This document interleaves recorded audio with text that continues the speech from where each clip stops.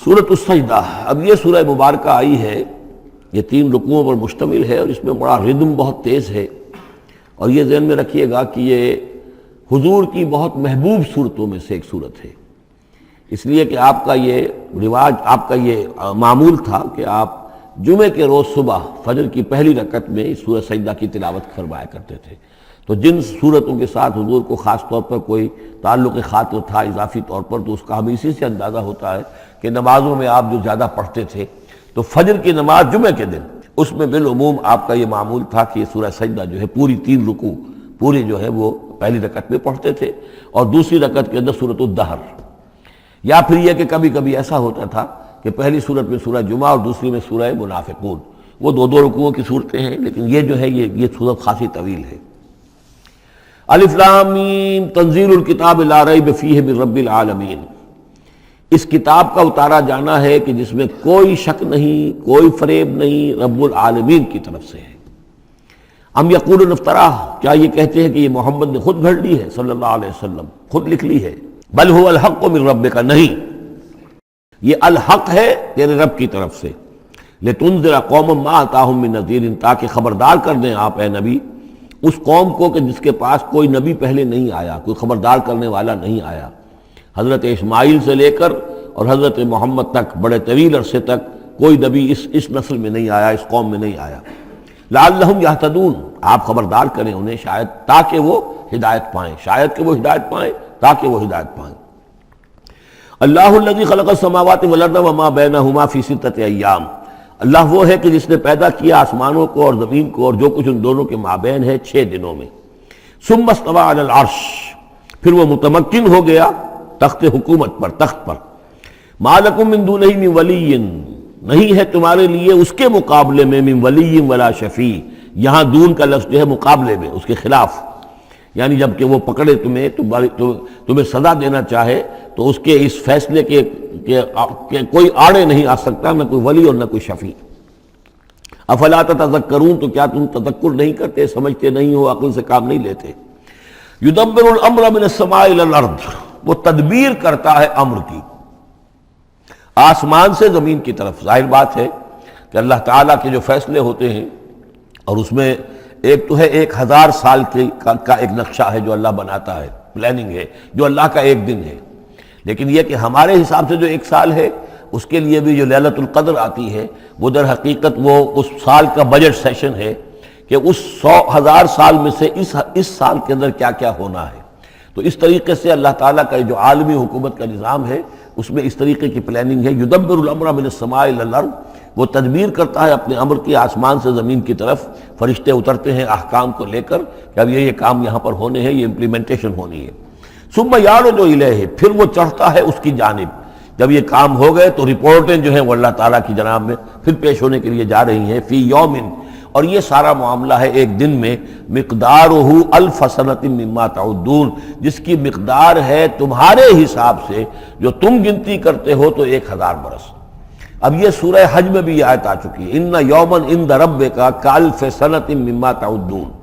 تیرے رب کا ایک دن جو ہے وہ تمہارے حساب کے 1000 سال کے برابر ہے۔ اور یہاں پر بھی یہ آ گیا کہ یہ تدبیر امر کے سلسلے میں اس کائنات میں جو بھی اللہ تعالیٰ کا فیصلہ ہوتا ہے تو وہ ہر 1000 سال کے لیے اس کا ایک نقشہ بن جاتا ہے۔ ذالک عالم الغیب والشہادۃ، وہ ہے، وہ ہستی ہے جاننے والی ہر چھپی چیز کی اور ہر سامنے کی چیز کی، العزیز جو زبردست ہے، الرحیم رحم فرمانے والی ہے۔ الذی احسن کل شیء، جس نے کہ جو شے بنائی، کل شیء خلقہ،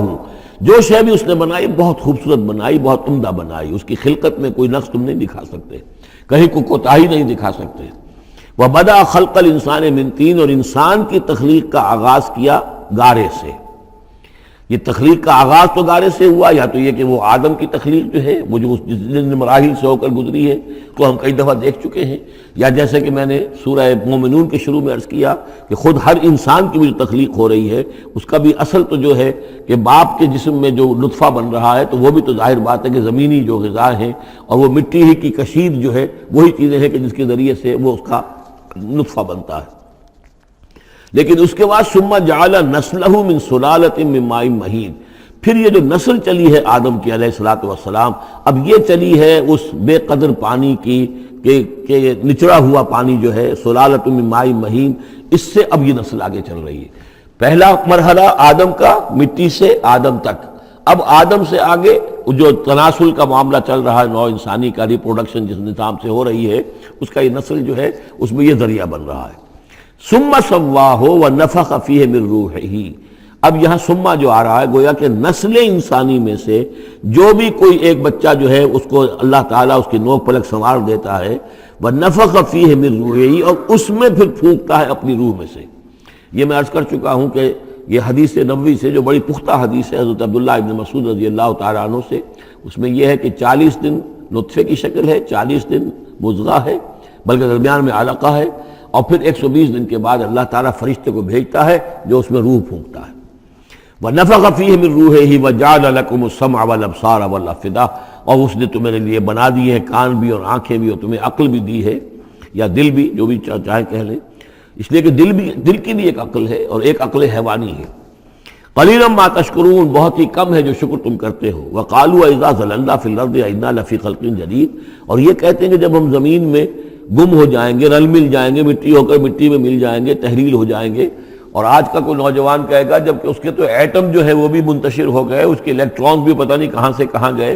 اب اسی کے جسم سے کھاد بن گئی ہے، وہ اس کا جسم کھاد بن گیا ہے، اور وہ کھاد جو ہے وہ پلانٹس کے اندر آ گئی ہے، اور وہ پلانٹس جو ہیں وہ بکری نے کھا لیے ہیں، اور بکری سے کہیں سے کہاں پہنچ گئے، کیسے جمع ہوں گے اس کے اجزاء۔ وَقَالُوا إِذَا ضَلَلْنَا فِي الْأَرْضِ، جب ہم زمین کے اندر گم ہو جائیں گے، کھوئے جائیں گے، أَإِنَّا لَفِي خَلْقٍ جَدِيدٍ، کیا پھر ہمیں ایک نئی تخلیق جو ہے عطا ہو جائے گی۔ بل ہم بلقاء ربہم کافرون، حقیقت میں یہ اپنے رب کی ملاقات کا انکار کر رہے ہیں، کیونکہ انہیں معلوم ہے کہ ان کے کرتوت کیا ہیں۔ ظاہر بات ہے جس کے دل کے اندر اللہ کے لیے خلوص اور محبت ہے، اور دل راب دل رہیس، تو اسے یہ بھی یقین ہوگا میرا پروردگار بھی مجھ پر شفقت فرمائے گا، رحم فرمائے گا۔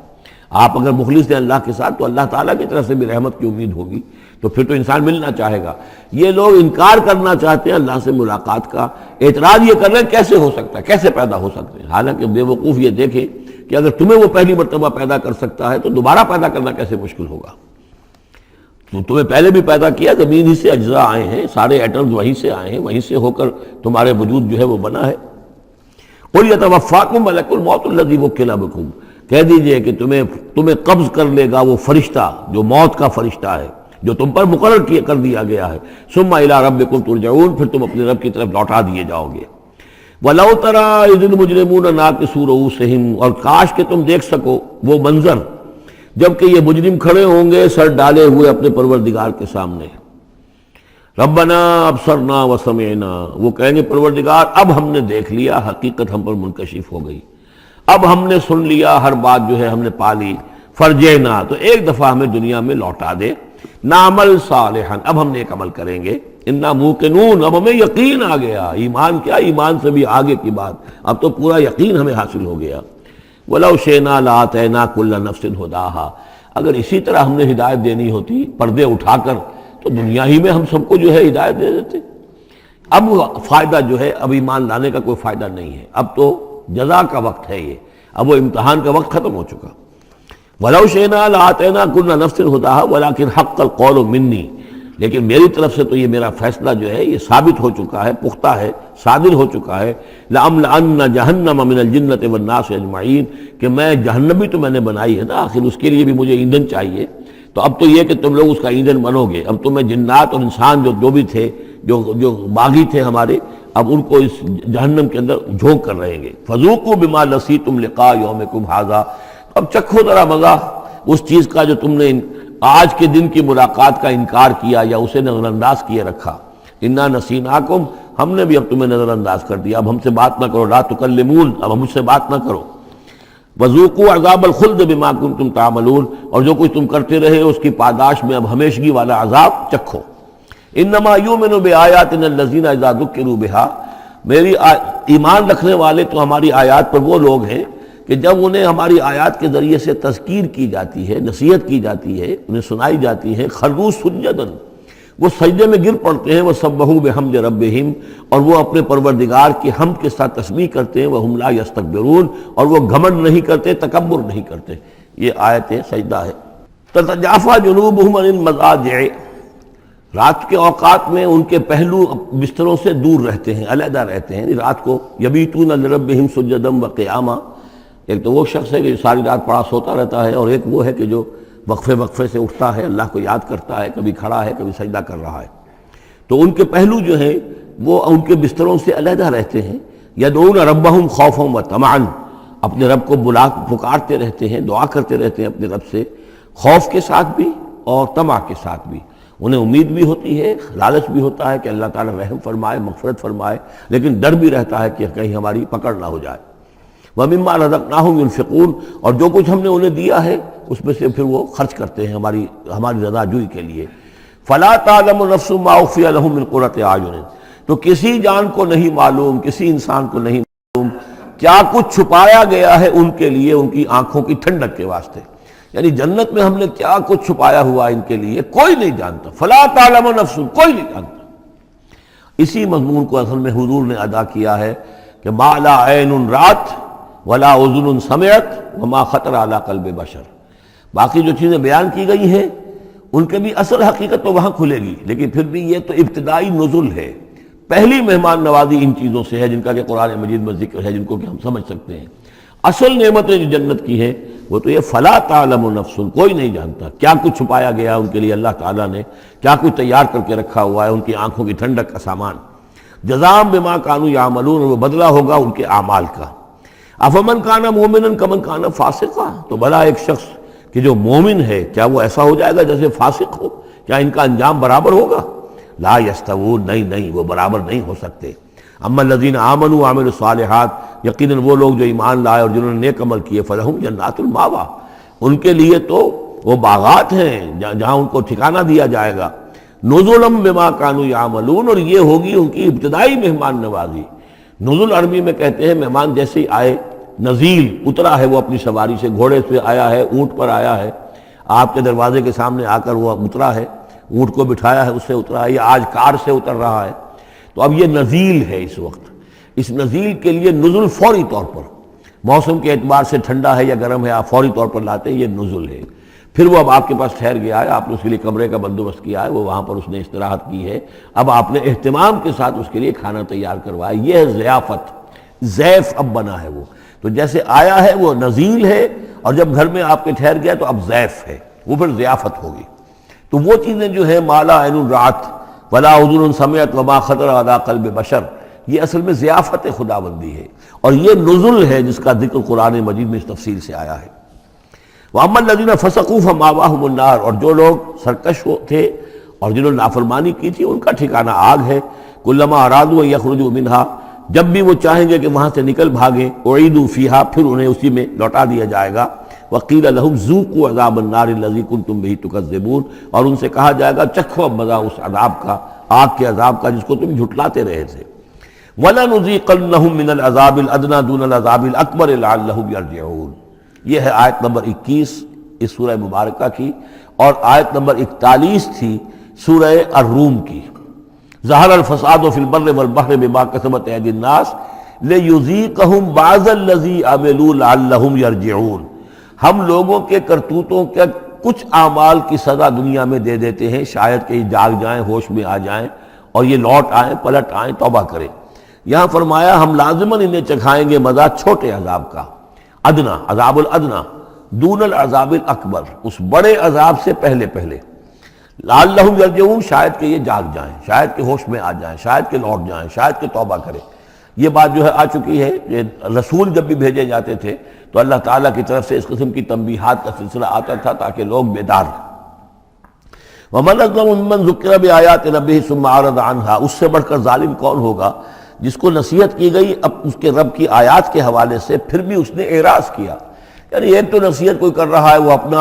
اپنا جو فلسفہ بھگار رہا ہے یا کوئی اپنی عقل لڑا رہا ہے، اپنی منطق لڑا رہا ہے، ایک یہ کہ اللہ کی آیات کے ذریعے سے تذکیر کر رہا ہے، پھر بھی اس سے اعراض کرے۔ ثم اعرض عنها انا من المجرمین منتقمون، ایسے مجرموں سے تو ہم انتقام لے کر رہیں گے۔ وَلَقَدْ آتَيْنَا مُوسَى الْكِتَابَ فَلَا تَكُنْ فِي مِرْيَةٍ مِّن لِقَائِهِ، اور ہم نے موسیٰ کو کتاب دی تھی اور یہ جملہ معترضہ بیچ میں آیا ہے کہ اے نبی آپ بالکل شک میں نہ رہیے اس کی ملنے سے یا اس کی ملاقات کے۔ اس کا ایک ترجمہ یہ کیا گیا ہے کہ شب معراج میں حضرت موسیٰ سے بھی حضور کی ملاقات ہوئی تھی، تو اس کی طرف اشارہ ہے کہ آپ کی جو ملاقات ہوئی تھی وہ موسیٰ ہی سے ہوئی تھی، اس میں کوئی شک نہ کیجیے۔ لیکن زیادہ جو قرین قیاس ہے اور جو سیاق و سباق کے ساتھ مناسبت رکھتا ہے وہ یہ ہے، تو اے نبی آپ بالکل کوئی شک نہ رکھیں اس بات میں کہ جو کتاب موسیٰ کو دی گئی تھی وہ واقعتاً اللہ کی طرف سے تھی، کتاب کا ملنا اللہ کی طرف سے تھا، اور اس قرآن کا ملنا جو آپ کو ملی ہے یہ بھی اللہ کی طرف سے ہے۔ اور حضور سے خطاب کرتے ہوئے بھی در حقیقت یہاں پر روح سخن جو ہے وہ لوگوں سے ہے کہ تم کوئی شک نہ کرو کہ تورات اللہ نے ہی دی تھی حضرت موسیٰ کو، اور قرآن اللہ ہی نے دیا ہے محمد کو صلی اللہ علیہ وسلم۔ وَجَعَلْنَاهُ هُدًى لِّبَنِي اسرائیل، اور اس کو ہم نے ٹھہرایا تھا، بنا دیا تھا ہدایت، رہنمائی بنی اسرائیل کے لیے۔ وَجَعَلْنَا مِنْهُمْ أَئِمَّةً يَهْدُونَ بِأَمْرِنَا لَمَّا صَبَرُوا، اور ان میں سے پھر ہم نے ایسے امام اٹھائے، پیشوا اٹھائے، رہنما اٹھائے کہ جو لوگوں کو ہمارے حکم سے وہ ہدایت کرتے تھے، رہنمائی کرتے تھے، تورات کی تعلیم کرتے تھے، تورات کو سمجھاتے تھے، نیکی کا حکم دیتے تھے، امر بالمعروف نہی منکر کرتے تھے، لما صبروا۔ لیکن یہ کام وہ کر سکتے تھے جب خود صبر کی روش اختیار کر لیں۔ اگر آدمی اپنی تمام توانائیاں اور قوتیں زیادہ سے زیادہ عیش، زیادہ سے زیادہ دولت جمع کرنے پر کرے گا تو وقت کہاں سے لائے گا ان کاموں کے لیے؟ اور اس کام کے لیے تو ظاہر بات ہے آپ کو بدی پر کسی کو روکنا ہے، ٹوکنا ہے، نہیں منکر کرنا ہے تو کوئی صبر بھی کرنا پڑے گا، کوئی مصیبت بھی آئے گی، کوئی تکلیف بھی آئے گی، کوئی آپ کو ستائے گا بھی، گالیاں دے گا، اور اگر حکومت کے خلاف آپ نے کوئی بات کہی ہے تو حکومت آپ کو سزا دے گی۔ لہذا صبر کے بغیر یہ کام نہیں ہوتے۔ وَجَعَلْنَا مِنْهُمْ أَئِمَّةً يَهْدُونَ بِأَمْرِنَا، اب ہر شخص کے ہم میں سے یہ خواہش پیدا ہونی چاہیے کہ اللہ تعالیٰ ہمیں بھی، اگر بنی اسرائیل میں سے اللہ تعالیٰ نے بہت سے لوگ ایسے اٹھا دیے جن کی یہ تعریف کی جا رہی ہے، جعلنا منہم ائمۃ یہدون بامرنا لما صبروا، اللہ تعالیٰ ہمیں توفیق دے کہ ہم بھی اس امت مسلمہ میں اسی کام کے کرنے والے بن جائیں، تاکہ لوگوں کو خیر کی طرف بلائیں، حق کی طرف دعوت دیں، لیکن اس کے لیے اپنے لیے صبر اختیار کرنا ضروری ہے۔ کم سے کم اپنا جو ہے اسٹینڈرڈ آف لیونگ رکھیں، تاکہ یہ کہ ہم اپنا وقت سپیئر کر سکیں، جس کو تبلیغی بھائی کہتے ہیں تفریغ الاوقات، اوقات فارغ نہیں کریں گے اپنے، سارا وقت تو لگا ہوا ہے آپ پیسہ کمانے میں، اس لیے کہ اس کے ایک خاص قسم کا معیار زندگی بنا لیا ہے، اور اس کو مینٹین کرنے کے لیے اب جتنا کچھ آپ کو چاہیے اب دن رات ایک کریں گے تو آپ اپنے اس معیار زندگی کو مینٹین کر سکتے ہیں۔ گویا کہ اب ہم اس معیار زندگی کو پوج رہے ہیں، ہمارے پاس اب وقت ہی نہیں ہے، صلاحیت کہاں لگائیں، کس وقت میں لگائیں، کیا کام کریں۔ لیکن صبر کی روش ہوگی اور پھر قرآن مجید کے ساتھ وہ تعلق ہوگا تو پھر انشاءاللہ تعالیٰ اللہ تعالیٰ نے انسان میں بڑی صلاحیتیں رکھی ہیں، بڑی قوتیں رکھی ہیں، مسجود ملائک بنایا ہے، اللہ کے کریشن کا کلائمیکس ہے یہ، تو اللہ تعالیٰ کی یوں سمجھیے کہ تخلیق کا نقطہ عروج ہے، تو اس کے اندر صلاحیتیں ہیں۔ آدمی ارادہ کر لے، ہمت کرے، فیصلہ کر لے تو پھر یہ کہ اللہ تعالیٰ جو ہے اس کے لیے راستے کھول دیتا ہے۔ وَجَعَلْنَا مِنْهُمْ أَئِمَّةً يَهْدُونَ بِأَمْرِنَا لَمَّا صَبَرُوا وَكَانُوا بِآيَاتِنَا يُوقِنُونَ، ایک تو یہ کہ صبر کریں اور ہماری آیات کے اوپر پورا یقین ہو۔ إِنَّ رَبَّكَ هُوَ يَفْصِلُ بَيْنَهُمْ يَوْمَ الْقِيَامَةِ فِيمَا كَانُوا فِيهِ يَخْتَلِفُونَ، یقیناً آپ کا رب فیصلہ کرے گا ان کے مابین قیامت کے دن ان تمام چیزوں میں جن میں یہ اختلاف کر رہے تھے۔ أَوَلَمْ يَهْدِ لَهُمْ كَمَا أَهْلَكْنَا مِنْ قَبْلِهِمْ مِنَ الْقُرُونِ يَمْشُونَ فِي مَسَاكِنِهِمْ، کیا ان کے لیے یہ بات کافی نہیں ہوئی، ان کی رہنمائی کے لیے، ان کو سبق دکھانے کے لیے کہ ان سے پہلے ہم نے کتنی ہی بستیوں کو اور کتنی ہی نسلوں کو جو ہے ہلاک کیا ہے، کہ وہ جو پھرتے تھے اپنی انہی مساکن میں، اپنے شہروں میں، اور ایک مفہوم یہ کہ جن میں اب یہ پھر رہے ہیں، یہ جاتے ہیں اور سمود کی بستیوں کے پاس سے گزرتے ہیں۔ خبر آئی ہے کہ کوئی برطانوی سیاست جو ہے وہ محققین، انہوں نے وہ ڈیڈ سی میں اس کے ساحل کے ساتھ ہی اور پانی کے نیچے وہ آثار موجود ہیں اس شہر کے کہ جس کی طرف حضرت لوط علیہ السلام کو بھیجا گیا تھا۔ تو خبر میں یہ ہے کہ قرآن اور تورات کی جو بات ہے اس کی تصدیق ہو گئی ہے، لیکن وہ بستی جو ہے میرا میرا گمان یہی تھا کہ وہ جو ہے اصل میں سمندر کے اندر آ چکی ہے، اور شاید اسی لیے ڈیڈ سی اس کا نام ہو کہ پورے شہر جو ہیں بڑے ہوئے وہ اس کے اندر دھنس گئے ہیں، اور گویا کہ سب کے سب اسی کے اندر جو ہے ان کی قبر بن گئی ہے، وہ پانی کی قبر کے اندر وہ دفن ہوئے ہیں۔ بہرحال یہ تمام چیزیں جو ہے تم پھرتے ہو، آتے ہو، جاتے ہو، انہی لوگوں کے مساکن کے اندر تم پھر رہے ہو۔ ان فی ذلک لآیات فلا یسمعون، اس میں یقیناً نشانیاں ہیں تو کیا تم عقل سے کام نہیں لیتے، سنتے نہیں ہو۔ اولم یروا انا نسوق الماء الی الارض الجرز، کیا انہوں نے دیکھا نہیں کہ ہم پانی کو ہانک کر لے جاتے ہیں ایک ایسی زمین کی طرف جو چٹیل پڑی ہے، بے آب و گیا ہے۔ فنخرج به زرعا تاکل منه انعامهم وانفسهم، پھر ہم اس کے ذریعے سے اس پانی میں کھیتی اگا دیتے ہیں کہ جس میں سے کھاتے ہیں ان کے مویشی بھی اور خود یہ بھی۔ افلا یبصرون، تو کیا یہ دیکھتے نہیں ہیں؟ وَيَقُولُونَ مَتَىٰ هَٰذَا الْفَتْحُ إِن كُنتُمْ صَادِقِينَ، اور وہ یہ کہتے ہیں کب ہوگا یہ فیصلہ، اگر تم سچے ہو تو بتاؤ اے مسلمانوں، یہ قیامت یا عذاب یہ کب آئے گا؟ قُلْ يَوْمَ الْفَتْحِ لَا يَنفَعُ الَّذِينَ كَفَرُوا إِيمَانُهُمْ، کہہ دیجئے وہ جو فیصلے کا دن ہوگا پھر اس دن کافروں کا ایمان لانا ان کے لیے ہرگز مفید نہیں ہوگا۔ ایمان لانا غیب میں، اب جبکہ وہ حقائق جو ہیں وہ غیب کے پردے میں چھپے ہوئے ہیں تب وہ مفید ہے، لیکن جب فیصلہ ہو جائے گا اور جب تمام حقائق جو ہیں وہ نگاہوں کے سامنے آ جائیں گے، یوم الفتح لا ينفع الذین کفروا ایمانہم ولا هم ینظرون، اور پھر انہیں کوئی مہلت نہیں ملے گی کہ اب وہ کوئی توبہ کر لیں یا کوئی اپنی اصلاح کر لیں۔ فاعرض عنہم، تو اے نبی آپ ان سے اعراض فرمائیے، ان سے درگزر کیجئے، ان کی باتوں پر زیادہ نہ جائیے۔ منتظر انہم منتظرون، آپ بھی انتظار کیجئے اور یہ بھی انتظار کر رہے ہیں۔